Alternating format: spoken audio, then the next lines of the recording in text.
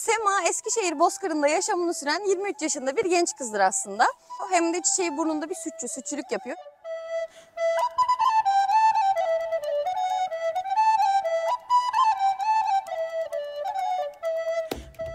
Ben de dedim ki ben de Bozkır'da yaşıyorum. Ben neden bu Bozkır'ın sesi olmayayım? Ben nabza göre şerbet vermeyi çok sevenlerdenim. Yani evet. Oturur şimdi Karademlik'te çay da içeriz. Buradan kalkar Starbucks'a da gideriz o şekilde. Bir danayı sadece böyle at gibi binmek için eğitmek istiyorum. Peki mesela sabahları süt satışına gittiğinde sütçü diye bağırıyor musun? Ya da arabanda böyle bir melodi var mı? Sütçünüz geldi, bizim halde var. Aylık benim sadece bu 10 tane jersey ineğimin yediği yemin maliyeti bana 30 bin lira. Jersey sütü içelim, sütçü tezeneyi seçelim. Harika. Aynen öyle abi. Baba ben bu işi yapacağım yani sen istesen de yapacağım, sen istemesen de yapacağım. Çünkü doğru olduğunu biliyorum bunun yani ve güzel yerlere gelebileceğimi de biliyorum.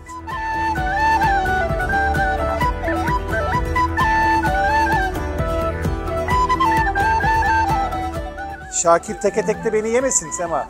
Teke tek de affetmez abi. Hırlıyorlar yine. Dana hırlar mı? Kızıyor mu bana ya bildiğin? Bu ne? Bu hareket ne oluyor? Şu an sana ne demek istiyor bilmiyorum ama.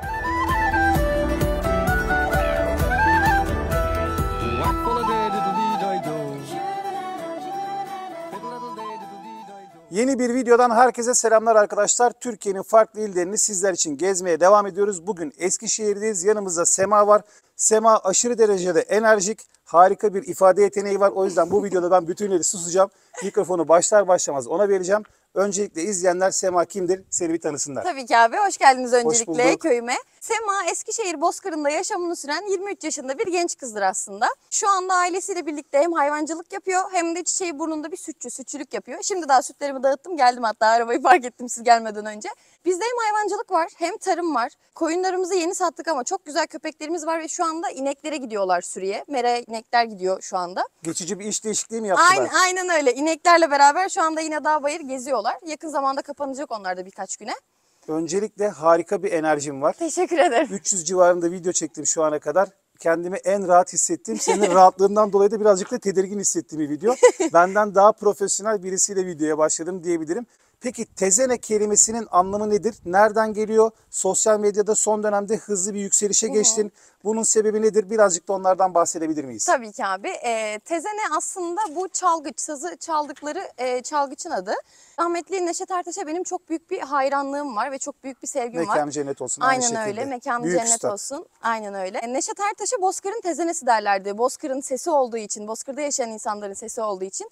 Ben de dedim ki ben de Bozkır'da yaşıyorum. Ben neden bu Bozkır'ın sesi olmayayım? Ya da niye işte bu hayvancılığın ya da işte bu çiftçiliğe merak sarmış gençlerin sesi olmayayım diye düşündüm. Müthiş, harikasın. Sütçü tezene diye isim buradan geliyor. Bence müthiş bir iş yapıyorsun. Sosyal medyada harika videoları var. Instagram'da ben giriyorum. Hatta senin bir tane Satisfaction'da bir video var. Evet.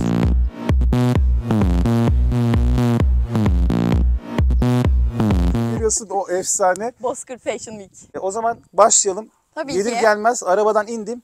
İner inmez bu arkadaşı gördük. Şu anda Kangal meraklıların hepsi ne diyecekler biliyor musun Sema? Sema'nın harika bir köpeği var.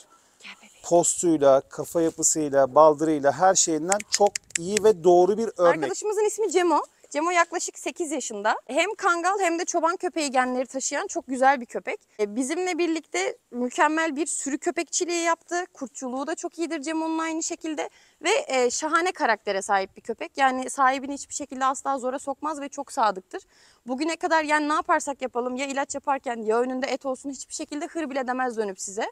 Bugün birçok kangalcı için Cemo çok doğru bir örnek. Mesela kangal köpeğinin çok karakteristik bir postu vardır. O posta sahip. Kalın bir kuyruk kökü çıkışı vardır. Aynı şekilde kalın bir kuyruk kökü çıkışı var. Aynı zamanda koşucu köpeklerin özelliği arka ayaklarının ön ayaklarından yani cidogodan birkaç santim yukarıda olmasıdır. Aynı şekilde Cemo'da bu da var. Ben de yeni bilgiler öğreniyorum şu an bakıyorum bir yandan. Birçok kişi için oldukça iyi ve doğru bir örnek Cemo. Zaten dış görünüş konusunda da herkesin kangal olarak kabul edeceği bir gövde, kafa ve post yapısına sahip. Sema'nın babası gerçekten çok iyi bir çoban köpeği meraklısı. Aynen ve öyle. yıllardan beri çobanlık yapıyor. Evet. Genetik aktarımı da başarılı. Sema da aynı genlere sahip. O da şu anda çarşıda Watsons falan yapıyor musun? Starbucks aynı zamanda, yoksa genelde bu mod mu? Şöyle abi, ben nabza göre şerbet vermeyi çok sevenlerdenim. Yani oturur şimdi Karademlik'te çay da içeriz. Buradan kalkar Starbucks'a da gideriz o şekilde. Problem yok diyorsun. Peki ekipte başka hangi ekip arkadaşlarımız var? Şöyle bizim yaklaşık sürümüz varken 8 tane köpeğimiz vardı. Biz şu anda sayıyı 4'e indirdik. Arkada Kaya'yı görüyoruz. Kaya az önce bize kızmıştı, beni sevmiyorsunuz evet. diye. Ama Kaya'nın menziline girersek sanki bizi ısıracak gibi geliyor bana. Yani ısıracağını düşünmüyorum ama bir göz korkutabilir, böyle bir Değil mi? uyarı verebilir. Gel oğlum. Gel Kaya. Gel. Çık hadi. Kaya çıkmıyor. Kaya Bu da çok oğlumuz da- yakışıklı maşallah. Kıvanç Tatlıtuğ Kaya, gibi ya. evet, bu da maşallah demeyi unutmayalım bu Maşallah. arada sürekli.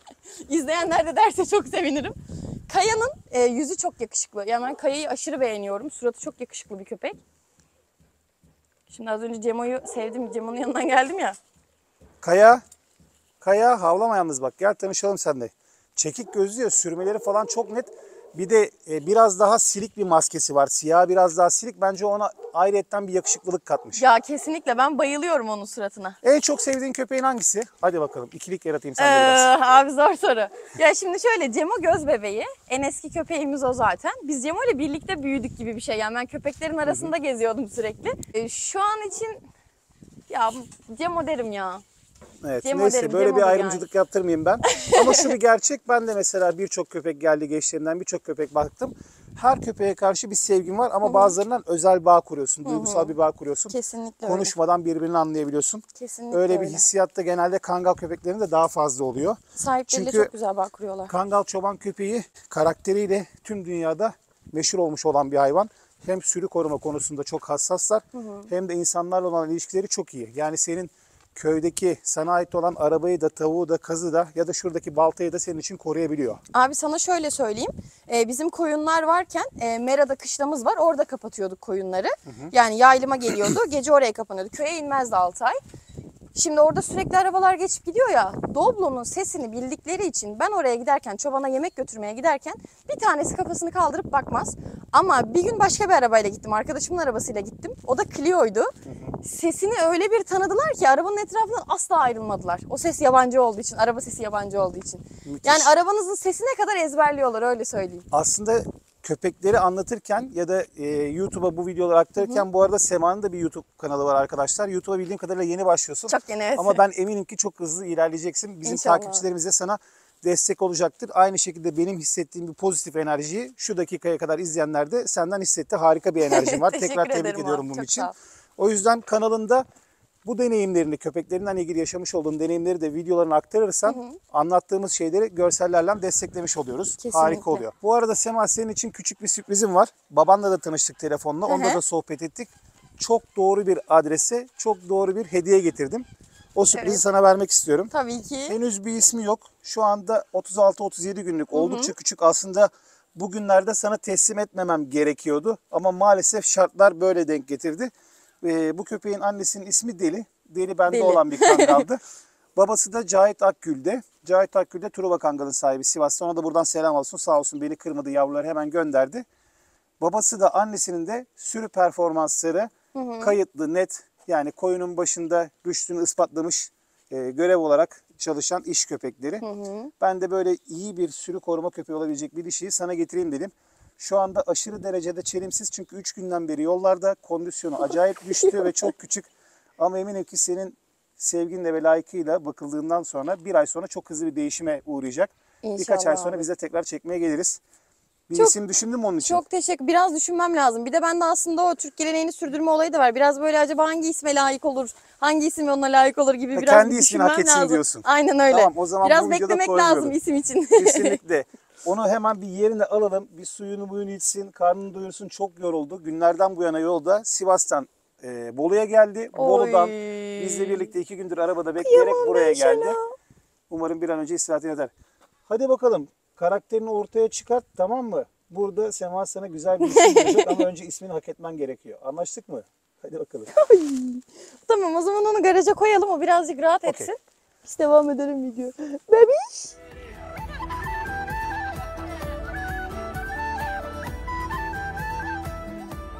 Ya biri biri biri biri. Horozunun ismi var mı? Yok. Küçük baş şeylerle O da hala ismini hak edecek bir şey yapamadı mı yoksa? kanatlılarla çok bağ kurmuyorum abi. Ha, anladım. İlgini çekmiyorlar. Bana büyük hayvan olması lazım. Böyle severken hırsımı alabilmem lazım. Ya Tavuklar ben inekten sevilmiyor. korkuyorum şahsen mesela. Nedense inek, at yani senin dediğin gibi büyük olan yani bana tek vuruşta böyle Bayıltabilecek olan. felç edebilecek hayvanlardan hep çekiniyorum. Şimdi Şakir'i de göreceğiz. Şakir'in ben üstüne yatarım, üstüne atlarım. Hatta daha küçükken böyle bir eğitim verebilmiş olsaydım ki istiyorum da onu verebilmeyi. Daha büyük bir yere geçersem. Bir danayı sadece böyle at gibi binmek için eğitmek istiyorum. Yani bunu çok yapmak istiyorum. Çünkü videolarını görüyorum öyle sürekli. Sema, Şakir o çok anlamda iyi. çok tatlı bir Bak boğadır. bugünü unutmayalım. Yıl 2022 Aralık ayındayız. 2023'e girmek üzereyiz. Bence ilerleyen yıllarda hem ülkemizdeki tarım ve hayvancılık konusuna ciddi katkı sağlayabilecek bir isim olacaksın. Hem de sosyal medyada köydeki yaşam yani üretkenlik. Burada yumurtanın üretiminden sütün üretimine kadar bir üretim katkısı sağlıyorsun. Şu anki toplumumuzun çoğunluğu tüketim pozisyonunda yer alıyor. Aynen öyle. Bence çok örnek teşkil edecek olan bir isimsin, profilsin. İnşallah başarıların daim olur. Çok teşekkür ederim abi. O zaman çok sağ ol. ineklerin yanına mı geçiyoruz? Gidelim evet. Bizim kızların yanına gidelim artık. Şakir erkek mi? Şakir erkek. Biz Şakir'i damızlık olarak kullanıyoruz. Şakir bizim şu an damızlık boğamız. Şakir ve haremi yani o zaman burası. Aynen öyle. Şakir ve haremi. Çok şanslı bir boğa kendisi. Bizim burada birkaç farklı ırka aslında ev sahipliği yapıyoruz ama temel olarak iki kategoriye ayırırsam bir normal bu simental, montofon, işte Holstein denilen ineklerin grubu var. Bir de bizim daha bu yıl keşfettiğimiz Jersey ırkı var. İkisi ayrı tutuluyor. Sağımları ayrı, bakımları ayrı yapılıyor. Jersey ırkı diğerlerine göre çok daha küçük. Ceylana benzeyen bir tipi var ineklerin. Çok Evet, güzeller. narinler. Aynen Değil öyle. mi? Çok narinler. Kemik Deri yapıları yapıları da daha ince sanki. Aynen öyle. Hem derileri ince hem tüy yapısı hem de kemik yapıları da çok ince. Zaten şu anda böyle bir 5-6 aylık normal bir montofon düvesiyle bir jersey ineğinin boyutu aynı öyle söyleyeyim. Neredeyse diyorsun. Aynen Bu arada üzerindeki polardan varsa ben de bir tane hediye almak isterim. Bir sırtını dönebilir misin? Tabii ki. Jersey bu arkadaş mı oluyor? Jersey o arkadaş sütü oluyor. içelim, sütü tezeneyi seçelim. Sütçü tezeneyi Ha, seçelim. pardon bir daha söylüyorum baştan giriyorum. Tamam. Jersey sütü içelim, sütçü tezeneyi seçelim. Harika. Müthiş. Aynen öyle abi. Şimdi- Şimdi konusu geçen kızlarımızı görebiliriz. Tamam, okey, Oraya geçelim. bakabiliriz. Sema sabah kalkıyorsun, doğdu güneşim diyorsun, modonu yakalıyorsun. Sonra ineklerin yanına mı geliyorsun? Aynen öyle. Modumuzu yakalıyoruz. İnek sağmaya geliyoruz abi. Geç kızım bu tarafa. Geç bakalım. Hadi geç. Hayırdır niye geçiyorum ya der gibi bakıyor. Abi arkasında olmak beni çok hiç tedirgin ediyor. korkma abi. Hiçbir sıkıntı yok. Şimdi bu haberlerde de gördünüz mü bilmiyorum. Meşhur düven benim. Bakıyorum. Bununla beraber çıktık o çıkan bütün haberlere. Bu güzel kızla beraber arazideydik. Buradan geçip şöyle... Geleyim mi sana, ben de? Tabii. Sana zarar vermeyecek Tamam, sana şekilde güveniyorum. kafalarına geleceğiz abi. Tamam sana güveniyorum peki. Merhaba. O çok insan canlısıdır. Merhaba. Sevdirir kendini. Isıracak mısın beni? Oy tatlılığa bak. Burada benim Bununla haberlere nasıl çıktın? Haberin konsepti neydi? Ben izlemedim. haberin konsepti şuydu abi. Eskişehir'deki 23 yaşındaki Sema Miyeliç merkezdeki işinden istifa edip babasının çiftliğinde sütçülüğe başladı. Peki mesela sabahları süt satışına gittiğinde sütçü diye bağırıyor musun? Ya da arabanda böyle bir melodi var mı? Sütçünüz geldi. Bizim mahallede var öyle bir tane. Şöyle abi benimki Tezenenin biraz daha... sloganı nasıl? Benimki biraz daha modern sütçülük aslında öyle söyleyeyim. Modern sütçülük. Ben WhatsApp'tan ve arama yoluyla siparişleri alıyorum. Oo, işi sosyal medyaya taşıdın. Aynen öyle. Oradan listeliyorum. Zaten artık müşterilerim sabit. Bir alan müptelası oluyor diyebilirim. Çok o iyi şekilde ya. gideceğim yerler hep belli. Kendinden ne kadar emin değil mi değerli dostlar? Yani işini hakkıyla ve layıkıyla yaptığı için kendinden de oldukça emin. WhatsApp'tan mesela ne yapıyoruz? Online sipariş attınız. Aynen 3 öyle. sit siparişiniz alınmıştır. Tık gidiyor ha. Aynen öyle. Ama olmaz 90'lar ruhunda yaşatmamız lazım. Benim çocukluğumda biz sabah simitçimiz vardı. Simitçinin hiç ben simit dediğini duymadım mesela. Bağırıyordu. Gevrek de diyordu ya da simit diyordu ama asla simit ya da gevrek kelimesini kullanmıyordu. Sütçüler de öyle. S yok başında. Aynen. Genelde harfler yutuluyor hep. Şimdi WhatsApp'tan online sipariş ha. Aynen öyle Bunlar abi. jersey değil mi? Şimdi bu 3 tanesi değil. Bu 3 tanesinden sonrası Evet.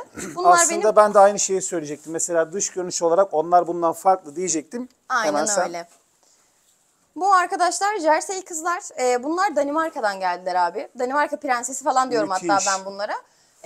Ben bu zamana kadar yani ailem yıllardır dededen hayvancılığın büyükbaşının içinde. Bu kadar uysal, bu kadar sakin hayvan gördüğümü hatırlamıyorum. Yani bunlardan ne bir tekme yersiniz, ne işte ayağınıza basar, ne herhangi bir sıkıntı açar. Hiçbir şekilde hiçbir şey yok. Yine maşallah diyeyim şöyle de. Saf genetik oldukları çok belli. Evet, hepsi Çünkü safkan. CNC tezgahından çıkmış gibi Hepsi bir. hepsinin vücut yapısı aynı. Bizi takip edenlerin arasında umarım bakanlıklarda ya da diğer farklı özel iştiraklerde yetkililer vardır. Sema bu konuda desteklenmeyi sonuna kadar hak eden bir isim. Ülkemizin bu tarzda kendinden emin, benim karşı cinsimsin, kadınlar için de çok iyi bir örneksin. Bugün ülkemizde birçok kadın harika başarılı işler yapabiliyor. Ama herkes köy hayatından, yani şu an bizim burada burnumuza çektiğimiz tezek kokusundan, dam kokusundan uzak kalmaya çalışıyor. Sen daha 23 yaşındayken bütünüyle kendini buna vermişsin. Bence bu çok örnek bir hayat hikayesi. Umarım yetkililer de bu anlamda destek olur. Ben mesela İstanbul Silivri'de Aysun abla isminde bir dost edinmiştim. Senden de tanışmanızı sağlayacağım Aysun ablayla. Aysun ablanın da bir başarı hikayesi var. Oğlunun rahatsızlığından dolayı bütün işini gücünü bırakıyor. Normalde mali müşavir ya da muhasebeci kadın. Arkasından mandayla süt üretimine, sütten sonra peynir üretimine başlıyor. Ve sektörün içinde olduğunuz için sorunları da görebiliyorsunuz. Bunlara da değineceğiz. Mesela şu anda senin bu ineklere harcamış olduğun parayı sütten çıkarıp kazanç elde edebiliyor musun? Ticari anlamda bu eforunun karşılığını alabiliyor musun? Bunları da sormak istiyorum. Tabii ki abi. Şimdi bu inekler dediğim gibi diğerlerinden farklı besleniyorlar ve meradan çok fazla yararlanamıyorlar. Çiftlik hayvanı oldukları için aslında en acı değinmem gereken konu o olur. Bunların annesi ve hatta onların anneannesi hep çiftliklerde yetişmiş hayvanlar ve otlanmayı maalesef bilmiyor. Yani bir ineğin otu tanımaması, otlanmayı bilmemesi gerçekten çok acı ve çok üzücü benim için. Şu anda biz bunları olabildiğince yazın sıcak havalarda dışarıya alıyoruz. Hatta yazın komple dışarıda kaldılar. Şimdi bu soğuk havalarda biraz kapalı evde duruyorlar. Beslemesi konusuna gelince de şu anda benim aylık direkt rakam verebilirim. Aylık benim sadece bu 10 tane jersey ineğimin yediği yemin maliyeti bana 30 bin lira. 30 bin Hiç TL. abartısız. Ben daha Aman geçen Allah'ım. kalem kalem bunu saydım. Aylık sadece bana maliyetleri 30 bin lira yedikleri. Bunun haricinde daha bir de tabii veteriner masrafları var. Benim paketleme masrafım var. Mazot o dağıtım masrafım var. Eleman çalıştırıyoruz. Onun masrafı var. Şöyle aslında çok fazla aracı kazanıyor bizim ülkemizde. Yani üretici de mağdur oluyor, tüketici de mağdur oluyor. Ben bu aracıyı tamamen ortadan kaldırmak istediğim için bir nevi aslında babama res çektim. Babam benim köye dönmemi, bu işi yapmamı asla istemiyordu. Bayağı bir sürtüştük biz orada Halil Reis'e. Dedim baba ben bu işi yapacağım. Yani sen istesen de yapacağım, sen istemesen de yapacağım. Çünkü doğru olduğunu biliyorum bunun. Yani ve güzel yerlere gelebileceğimi de biliyorum. Ben işten istifa ettim. Ertesi gün kapı kapı yapmaya başladım. Süt dağıtmaya başladım. Şimdi ben bu hayvanların sütünü eğer toptancıya verirsem benden alacağı fiyat 9 lira litre başı. Evet. Ama ben şu anda perakende götürüp direkt üreticiye kendim veriyorum. Şu anda Eskişehir'de de jersey piyasası 20-25 lira bandında geziyor. Ben 20 liradan satıyorum bu sütü. Ama şimdi birazdan kaymağı da göstereceğim size. 9 ile 20 arasında çok ciddi bir fark var ya. Çok ciddi bir fark var abi. Ve eğer yani bu perakende olayını yapmazsan hayvancılığı yapabilmen mümkün değil. Şu anda 20 liradan sattığında masraflarını çıkartıp birazcık da karlılık elde edebiliyor musun? Elde edebiliyorum abi şu Güzel. an. Ama ben bunu yapmazsam eğer, yani atıyorum benim yerime şu an başka biri dağılsa bir de ona eleman tutsam yapamam. Yani kendim bu işin içinde çalışıyorsam, kendim götürüyorsam kazanırım. Ama onun haricinde şu an kazandırmam. Zaten hazırda sütümüz var, kaymağımız da var, onları göreceğiz. Tamam, süper. Hepsini göreceğiz. Görüşürüz arkadaşlar.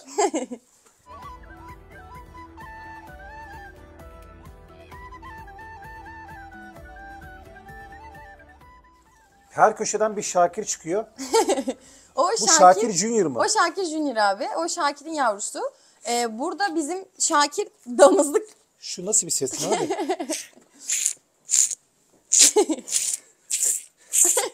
Orada camdan bakanlar da var. Onları da çekebilirsiniz.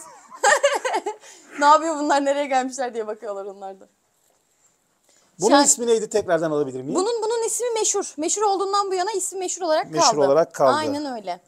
Dişi. Dişi, düve. Aranızda mesela ineklerin arasında da bildiğim kadarıyla liderlik var. Lider inek Kesinlikle var. hangisi?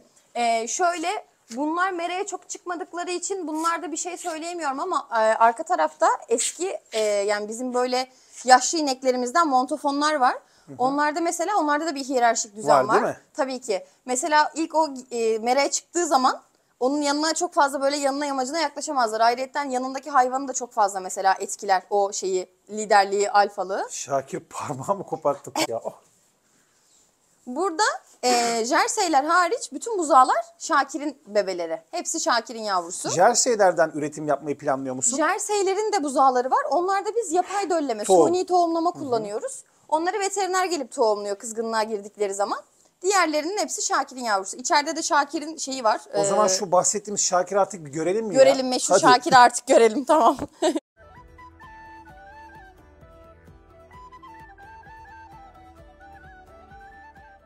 Şimdi burada da o bahsettiğim normal ırk diye sınıflandırdığım kızçeler var. Siz girin, ben kapıyı kapatayım. Maşallah bereketli olsun. Teşekkür. Hepsinin sağlığı, sıhhati yerinde olsun. Teşekkür ederiz abi. Şu an için bir sıkıntımız yok. Tek sorun Sema, yer... umarım seni 5 sene sonra, 4 sene sonra 1000 tane jerseyle görürüz burada böyle. İnşallah Devasa bir çiftlik. Şu an- Ben inanıyorum, bak o günler gelecek. İnşallah. Çok uzak değil. İnşallah abi. Ya şu an en büyük sıkıntım yer. Yeni bir yere geçmeye çalışıyorum. Belki buradan da hatta sesimi duyabilecek insanlar olabilir. Çiftliği kurmayı düşündüğüm bir tarlam var. Kadastral yol engeline takılıyorum. Yapı ruhsatı vermiyorlar. O işi çözer çözmez buradaki bütün hayvanları refah bir sisteme kavuşturacağım. Büyük bir alana geçeceğim. Umarım bu video bir destek sağlar. Bence İnşallah. birçok kişi için doğru bir iş ortaklığı yapılabilecek isimsin. İnşallah değerlendirenler olur. İnşallah. Şimdi Burada şu anda farklı ırklar var değil mi melezler? ses duyuluyor mu? Şakir diyor ki şu an siz hayırdır, niye geldiniz buraya, kimsiniz? Şu an erkeklik taslıyor. Siz buradan devam edin, ben yanına geçeyim abi onun. Şakir teke tekte beni yemesin Sema. Teke tek de affetmez abi. Şimdi bu bütün böğürmesi ben yanına gidince bitecek. Kızıyor mu bana ya bildiğin? Şakir Hırlıyorlar yine. Dana hırlar mı? gel. Bu kadar. Aa, çok iyi ya. Bütün efeliği, bütün bu siniri, olayı bu kadar. Şu an bitti mesela. Şu an bir şey kalmadı. Az önce bizim yaşadığımız şey gerçek miydi ya? Gerçekti. Geç kızım. Şakir, Geç şu tarafa. Geç kızım. Geç çok kızım. ürkütücüsün Şakir şu an benim için. Şakir benim meşhur boğam. Bütün videolarda var kendisi neredeyse hemen hemen. Ya hiç korkmanıza gerek yok aslında. Sana karşı ne kadar nazik ama bize karşı çok az önce şey yaptı hani gelmeyin der Aynen gibi. öyle. Ya şimdi bütün hayvanlarda olduğu gibi her ne kadar böyle bir etçil bir hayvan olmasa bile onda da bir liderlik bölgesini koruma, savunma olayı var. Yani sonuçta bu hayvanlar ehlileştirilmeden önce doğada yaşıyorlardı. Tabii. Ve şu an bu sürünün sahibi diyebiliriz bir nevi. Vallahi o yüzden o da koruyor. Şakir benden her şeyimi istesin vereyim yani. Şu köşeye sıkıştırsa. Malı mülkü üstüne yapar mısın abi? Ya sen ne diyorsun hiç şahsi. Kafaya bakar mısın Şakir? Bir temas edebilir miyiz? Hiçbir şey yapmaz. Merhaba. Sevdirir kendini. Sevilmeyi çok sever. O konuda hiç sıkıntı yok. Bu emse kolumu yener bu komple gibi. Komple alır aynen. Dişlere bak. Ciddi iri bir kafası var. Şakir çok güzel bir simental. Biz şu an damızlık olarak kullanıyoruz işte. Bütün bebeler Şakir'in. Yani şu an cesaretine hayranım. Siz aranızda müthiş bir bağ geliştirmişsiniz. Ama az önce biz gelirken ne yaptı böyle? Kustu falan. Ha bu ne? Bu hareket ne oluyor? Abi onlarda da bütün olay kokuyla döndüğü için şu an sana ne demek istiyor bilmiyorum ama. Bence çiftleşmeye çalıştı bir dişi gibi falan hissetti beni.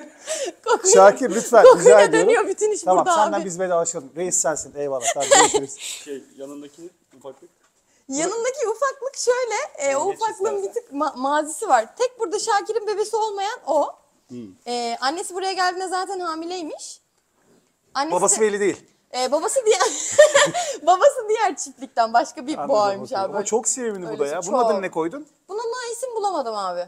Burada olay şu arkadaşlar. Hayvanlar isimlerini hak edecek bir şey yapmadığı sürece isimsiz geziyorlar. Aynen öyle. Ya Şu bir şey köşede bir yapacak inek ya var bir mesela 7 senedir isimsiz. Çok sabit kaldığı için öyle. Aa bak orta yerde yatan Ceylan. Ceylan benim ilk jersey bebeğim. İlk jersey buzağım. Onu biz babamla birlikte doğurtmuştuk hatta. İlk defa böyle bir ırkın buzağısını görmüştüm. O kadar küçüktü ki. Yani normal doğan bir buzağının yarısı kadar doğdu. Premetre gibi ha. Aynen öyle. Prematüre bir buzağı gibi doğdu. Direkt bir ceylan yavrusunu andırdı bana böyle. Dedim Adı senin adın Ceylan Ceylan. kaldı. O doğar doğmaz şey oldu. erkek koyuldu. mi? Bu arkadaş erkek. Bu da çok güzel kıvırcık bir simental. Aşırı tatlış minnoş Çok bir şey. yakışıklı. Gerçekten Evet, çok çok yakışıklı. tatlı. Sen de emmek ister misin? Gel emcikle bakalım sen de. Mıcık.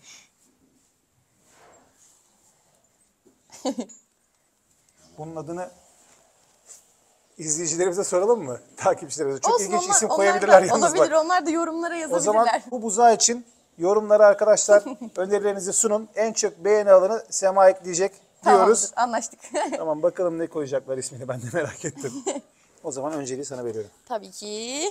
O zaman şimdi kreşimize bir ufak bakalım. Burada danalar ve düveler var. Şu anda bu alan onlara dar geliyor. Şu bakan arkadaşın ismi var mı? Şu tam bize bakan mı? Evet. Onun henüz ismi yok abi. İsmi olan şu an görebiliyor muyum? Dişi Hemen erkek. sana bakayım. O yukarıdan bakan mı? Evet. O yukarıdan bakan. Bence dişi yüzü var ama. O dişi. Şu sağdaki Semoş olabilir eğer 41 ise. Evet, şu sağda kafası görünen var ya sadece. Evet. O Semoş. Semoş arazide doğdu. Biz onu gidip böyle traktörün arkasına küçük bir romok takıp annesinin yanından getirdik. Onun da Maşallah. videosu vardı hatta. Bunun da adını ben koyayım mı? İznin var mı? Koy abi. Kulak Koyayım da numarasına güzel bir bakalım. isim olsun. 80 mi sonu? 80'in adını 80 meraklı ya da yapalım 30. bence. Meraklı. Evet. Tamam, bundan sonra senin adın meraklı dostum. O tam şey ya böyle İsim koyma videosu oldu ha. bu. mahalle teyzeleri gibi Evet, ağzında kafayı sakız çıkartmış. direkt. Ne Dedikodu. olmuş, kim gelmiş? Kim? Ne olmuş? Dedikoducu kadınlar gibi oradan bakıyor yeni havadis var mı diye. Mahalle teyzeleri gibi. Burası da böyle. Sema biz sabah direkt çıktık buraya geldik. Çay içmedik, kahvaltı yapmadık. Yüzsüzlük yapıp sana da söyleyemedik. Şaka yapıyorum bu arada ama Harbiden sohbet... yemedik. Abi o zaman ben sizi bir kara demlik çayıyla ödüllendireyim. Şöyle Çoban çayı diyorsun, Aynen ha? öyle, bu çobanlığa yakışır, bu muhabbete sohbete yakışır. Şu an bana iyi bir koz verdin. Senin iyi bir çoban olup olmadığını birazdan o kara çaydanlığı yakarken ve demlerken anlayacağız. Bir Eyvah. sınavdan geçeceksin. Eyvah. Bakalım. Eğer geçemezsem babam kemiklerimi kırar benim şu an. Baban kesinlikle doğru yakar onu bir kere zaten yani. O %100 garanti ama bakalım sen nasıl yakacaksın merak ediyorum. Birazdan göreceğiz arkadaşlar.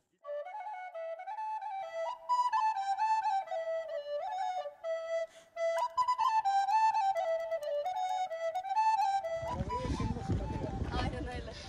Yavrum, yapmışım. Nereye gel? Sen beni bıraktın gittin. Sen beni bıraktın gittin. Evet, Sema'nın çoban ateşi sınavı başladı. Ben şu an hiç yorum yapmadan izliyorum. Bakalım Sema neler yapacak. İlk önce şöyle bir taş getirdim. Yardım etmeyecek misin biraz? Hayır, hiç yardım yok. Bu arada Cemo gerçekten çok iyi bir köpek. Çok hoşuma gitti. Sana da çok düşkün Sema bu arada. Cemo bana temizlik yapmış buraya. Bot yardımı ile bölgeyi temizliyoruz. Seslendirme yapayım ben Sema'nın yaptığı hareketleri şu anda.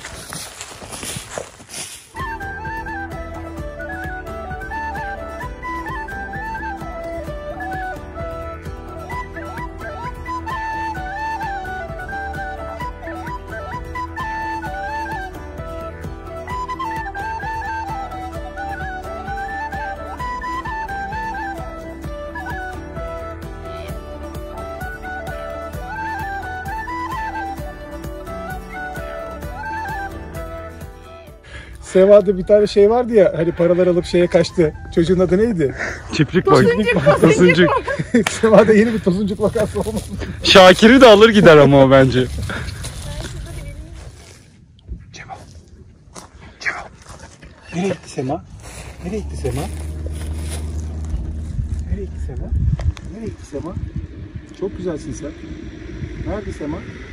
Yakabilecek mi sence çoban ateşi? Yakabilir mi? Sema geliyor. Sema bagajı kapamadan geliyor arkadaşlar. Sema çok iyi. Arkadaşlar Sema videonun bir kısmını şu anda bilmiyor. Gerçekten elinden tutulması gereken bir kız. Umarım izleyenlerin arasında Sema'ya destek olmak isteyen bir takipçimiz çıkar. Sonuna kadar desteği hak ediyor.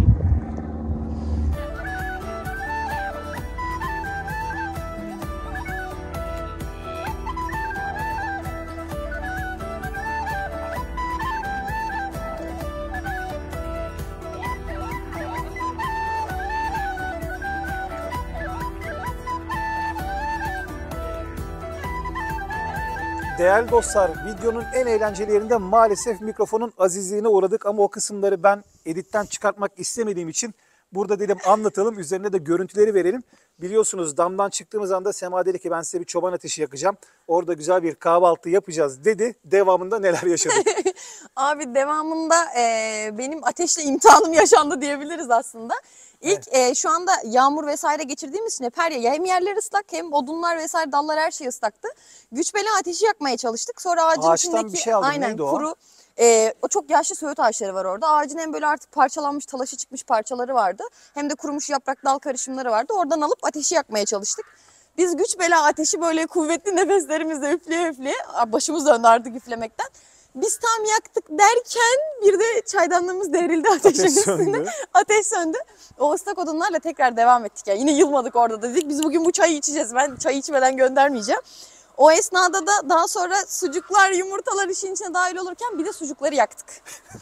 Çok marifetlisin. Abi beni alan yaşadı abi. Ben boşuna Ben demiyorum sana bir şey bunu. söyleyeyim mi? Ses özellikle gitti bu kısımda. Muhtemelen. Başaramadığımız kısımları yayınlayalım istemedi bence ilahi bir denge. Doğru Ama olabilir. olsun, çok eğlendik. Acayip keyif almıştık. Orada sucuklar yandı derken her ne olursa olsun azmettik. Bu sefer ikincisinde Sema sucuğu soymaya çalışıyor. Sucuğu da soyamıyor. Kabuğu falan da özelemişti. Biz de kabuklu mabuklu sucukları yedik. Problem yok Bir arkadaşlar. şekilde karnımızı doyurduk. Karnımızı doyurduk. Hadi dedik devamında size bir tatlı yapayım. Tatlıyı da burada en sonunda neredeyse yakaladık. Konuşurken o da Allah'tan yandı. kurtuldu. Yarısını da kurtardık onunla Ya her bir şekilde. şeyde bir hayır vardır. Öyle Çok abi. demoralize hissettik kendimizi az önce videoyu görürken ama ben inanıyorum ki izleyenler videonun hem başından hem de sonundan senin de enerjinden çok keyif aldılar. Umarım O yüzden bu öyle olur. kısımlarında iznin olursa senin becerememe kısımlarını da koyarak yayınlayacağım. Tabii ki abi. Büyük bir keyifle. O zaman videonun kalan kısmına devam ediyoruz. Geçelim. Evet. Bir yüzü yanmış, bir yüzü efsane görünen kadayıfa şu an şerbetimizi veriyoruz. Oy. Ses çok tahrik edici. Sema, kadayıf şerbetini çeke koysun. Tamam. Bize hayallerinden bahset. Hemen Zaten bakalım. hayallerini yaşamak için Köye bu hayatı geldim. tercih edip burada başladın. Aynen Gelecekle öyle. ilgili planların ne kardeşim? Abicim şöyle, şu anda benim kurmayı düşündüğüm ya daha doğrusu kurmayı istediğim eğitim ve üretim modeli çiftliği fikrim var. Burada da hem Bozkır Okulu'nda yaptığım gibi yine hem çocuklara hem gençlere tarımsal ve hayvansal üretime eğitim verebileceğim. Hem de orada hayvansal üretim devam edecek. Yani ben kendi etimi, kendi sütümü ve kendi süt ürünlerimi üretebileceğim orada. Burada da yine kendi markam adı altında hepsini önce Eskişehir'e sonra tüm Türkiye'ye, hatta belki olursa neden olmasın belki de yurt dışına açılmayı düşünüyorum. Kesinlikle O başarabilecek şekilde gidiyor şu an. güce sahipsin. Ateşi İnşallah. yakmandan belli oldu. Ben sohbetinden de bizi ağırlamandan da çok keyif aldım. Senden mutlu. bir ricam var. YouTube kanalına ağırlık ver. İnanıyorum ki benim takipçilerim de destek verecektir. Burada bizden sosyal medya hesaplarını paylaşırsan onların da abone olması için yönlendirmiş oluruz. YouTube kanalının adı nedir?